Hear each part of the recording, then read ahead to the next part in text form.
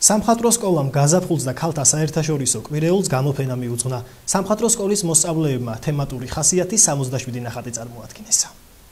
ქალთა საერთაშორისო კვირეულისადმი მიძღვნილმა და გაზაფხულის თემატიკით დატვირთულმა გამოფენამ ის 67 ნახატი გააერთიანა, რომელიც სამხატვრო სკოლის მოსწავლეებმა აკვარელში, გუაში, პასტელონში შეასრულეს და მრავალი პეიზაჟი, ნატურმორტი და ხელნაკეთი ნივთები წარმოადგინეს.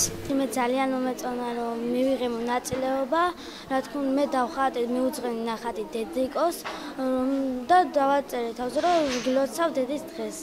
ძალიან მიხარია, რომ ეს ნახატი გამომივიდა კარგად. გამოფენა არის აი ამ დღესასწაულების სწორედ გამოძახილი, თემატურია ეს, გაზაფხულს ეძღვნება, წინა პლანზეა წამოწეული ზუსტად აი ეს დედისა და ქალთა დღეები და უშუალო თემატიკა, დედის თემატიკა, ქალის თემატიკა და ძალიან საინტერესო და კარგი გამოფენა.